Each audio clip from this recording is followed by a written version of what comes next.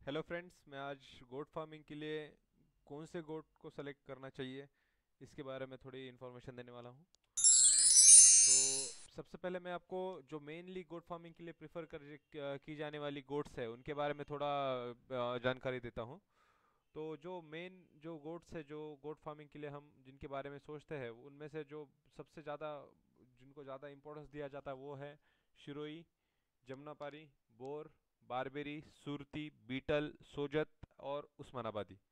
तो अभी एक मैं हर एक गोट की ब्रीड जो है ये इनके बारे में एक बेसिक इन्फॉर्मेशन देता हूँ पहले, और उसके बाद कौन सी गोट हमें सेलेक्ट करना चाहिए उसके बारे में मैं एकदम लास्ट में बताता हूँ। पहले एकदम बेसिक बेसिक मैं सबके बारे में बोलना चाहता हूँ आपको। तो पहले हम जाएंगे शिरोई की तरफ। ये शिरोई जो है ये मेनली राजस्थान की है, राजस्थान में पाई जाती है।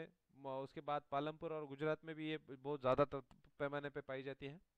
ये साल में 2 बार बच्चे देती हैं, यानी इनका ब्रीडिंग जो है वो साल में 2 बार होता है। और ये इनमें जो अडल्ट मेल जो रहता है यानी जो बकरा जो रहता है उसका वेट जो है वो कम से यानी ये बहुत स्टैंडर्ड वेट्स दिए हुए हैं मैंने, यानी इससे ज़्यादा भी वेट्स हो सकता है लेकिन इससे कम नहीं होना चाहिए। एक अडल्ट एज के बकरे का वेट जो है वो 50 kg है, और बकरी का वेट जो है वो 40 kg है। उसके बाद हम जाएंगे जमुनापारी। ये जमुनापारी जो है ये मेनली उत्तर प्रदेश में पाई जाती है, और इसका ब्रीडिंग जो है यानी जो बच्चे देने की कैपेसिटी जो है वो साल में एक बार है। और इसमें जो अडल्ट मेल है उसका वेट जो रहता है वो 50 से 60 किलो तक रहता है, और अडल्ट फीमेल का वेट जो है वो 40 से 50 किलो तक रहता है। उसके बाद आता है हम सबका अभी जो सबसे ज़्यादा फॉर्म में चल रहा है वो है बोर। ये मेनली साउथ अफ्रीका की गोट है।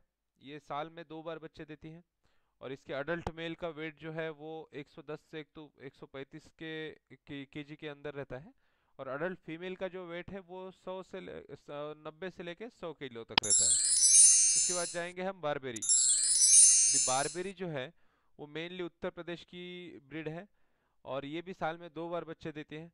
इसका अडल्ट मेल का जो वेट है वो एवरेज मेल का वेट रहता है 40 kg, और फीमेल का वेट है 24 kg। उसके बाद आती है सूरती। अभी सूरती जो है ये मेनली सूरत और बड़ौदा से बिलोंग करती है, गुजरात से। और ये भी गोट जो है वो साल में 2 बार बच्चे देती है। इसके अडल्ट मेल का जो वेट रहता है वो मैक्सिमम 30 किलो तक रहता है, और अडल्ट फीमेल का जो है वो 32 किलो तक वेट रहता है इसके। उसके बाद आता है बीटल। अभी बीटल जो है वो पंजाब हरियाणा से बिलोंग करती है। इसका ब्रीडिंग जो है वो साल में 2 बार होता है, यानी ये भी गोट जो है वो साल में 2 बार बच्चे देती है।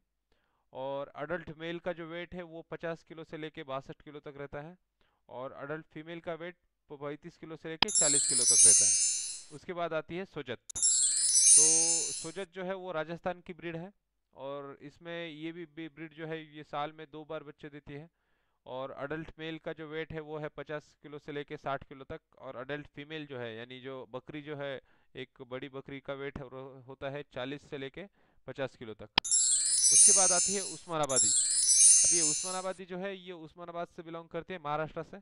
और ये गोट जो है साल में 2 बार बच्चे देती है, लेकिन इसका एवरेज ये इसकी एक खासियत है कि ये 3 से 4 बच्चे तक बच्चे देती है साल में।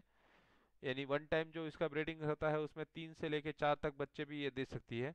और इसके अडल्ट मेल का जो वेट है वो 34 किलो रहता है अडल्ट एज में, और जो बकरी का वेट है वो 32 किलो रहता है।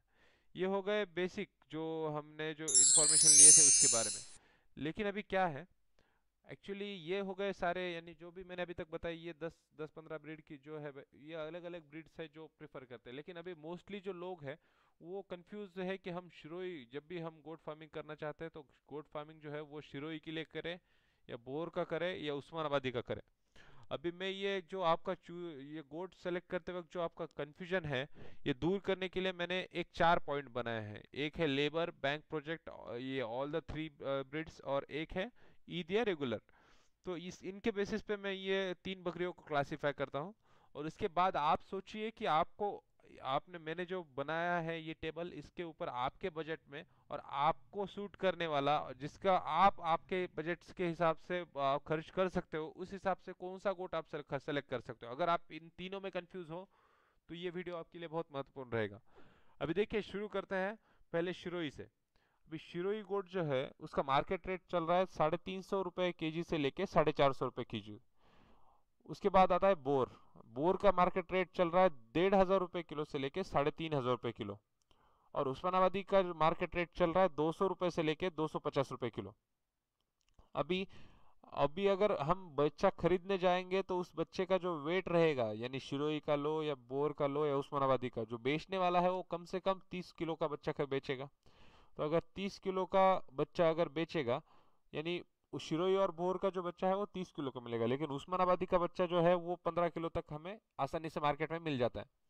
तो अभी एवरेज रेट अगर निकालेंगे हम शिरोई का तो वो आता है 400 रुपये, और बोर का अगर निकालेंगे तो वो आता है 2,500 रुपये, यानी 2,500 रुपये।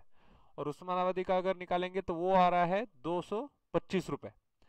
अभी एक बच्चे का वेट जो है वो है 30 किलो, यानी हमने एक बच्चे का वेट जो पकड़ा है वो पकड़ा है 30 किलो। अभी अगर एक बच्चे का वेट 30 किलो है तो शिरोई के बच्चे का वेट के हिसाब से प्राइस क्या हो रहा है, 12,000 रुपये, यानी एक बच्चे का प्राइस क्या हो रहा है शिरोई के, 12,000 रुपये। बोर के उसी अगर बोर का एवरेज रेट है 2,500 रुपये, तो इस हिसाब से बोर के एक बच्चे का वेट हो रहा है 75,000 रुपये। और उसी इसमें अगर हम उस्मानाबादी को कंपेयर करेंगे तो उस्मानाबादी का प्राइस एवरेज वेट क्या, यानी एक बच्चे का वेट है 15 किलो, और उसका प्राइस निकल रहा है 3,375 रुपये। तो अभी अगर हमें गोट फार्म शुरू करना है तो मैंने पहले ये जो चार, यानी ये labour, bank project, all three और फॉर ईद और रेगुलर, ये चार जो क्लासिफिकेशन किया है उसके हिसाब से अभी मैं ये टेबल जो है आपको एक्सप्लेन करूंगा।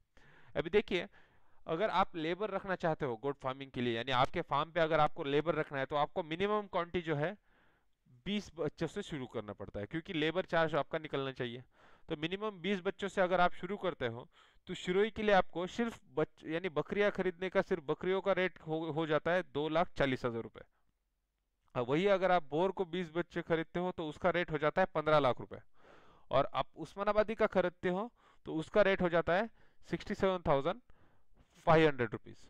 तो अभी आपको अगर हम फर्स्ट पॉइंट पे क्लासिफाई करेंगे और आपके गोट सिलेक्शन के बारे में सोचेंगे तो मेरा ये कहना है कि जिसका जो बजट है, यानी 20, अगर आप लेबर रखना चाहते हो और आपका नीचे ये जो बताया मैंने 2,40,000, 15 लाख और 67,500 रुपए, तो ये हिसाब से आपका जो जिसका जितना बजट है उस हिसाब से आप, अगर आप ये तीनों में से कोई सेलेक्ट करना चाहते हो तो आपके बजट के हिसाब से पहले सेलेक्ट कीजिए।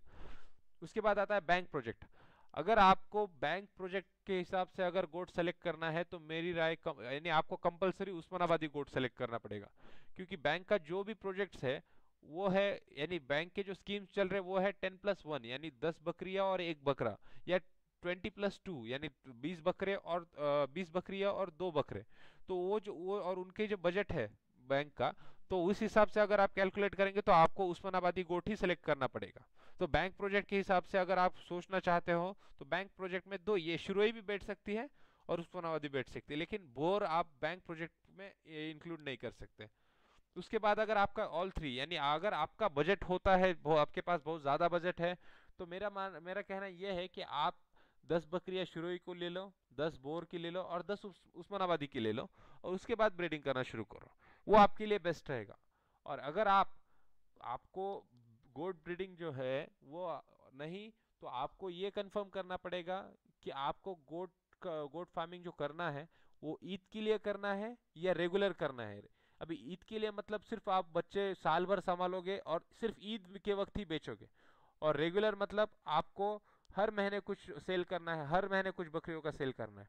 अगर आपको रेगुलर सेल करना है तो आपको कंपलसरी जो है वो उस्मानाबादी गोट ही सेलेक्ट करना पड़ेगा, क्योंकि आपको रेगुलर रेट में सिर्फ उस्मानाबादी गोट को ही आप बेच सकते हो, क्योंकि इसका ही मार्केट सबसे स्ट्रांग है अभी फिलहाल, यानी जिसको मार्केट में सबसे ज़्यादा डिमांड है, जो मटन के लिए यूज़ होता है, जो फ्लेश के लिए यूज़ होता है, वो है उस्मानाबादी। और वही अगर आप शिरोई और बोर की ले लोगे तो मार्केट का ऑलरेडी रेट जो चल रहा है, यानी मटन जो मार्केट में मिल रहा है वो मिल रहा है, हम मुझे लगता है 400 या 450 रुपये से लेके, तो आपका बोर का रेट है 1,500 से 3,500। तो बोर जो है आप, जाहिर सी बात है कि आप ब्रीडिंग के लिए ही यूज़ करना पड़ेगा, उसको आप मटन के लिए यूज़ नहीं कर सकते। और रही बात शिरोई की, तो आपका जो परचेस प्राइस है वही मार्केट का सेलिंग प्राइस है, तो आप शिरोई भी रेगुलर बेसिस के लिए यूज़ नहीं कर सकते। लेकिन वही अगर आप शिरोई और बोर को संभालेंगे ईद के लिए तो आपको इसी बकरे का ईद के वक्त बहुत अच्छा प्राइस मिलेगा। तो अभी आप डिसाइड कीजिए कि कौन सा गोट सेलेक्ट करना है।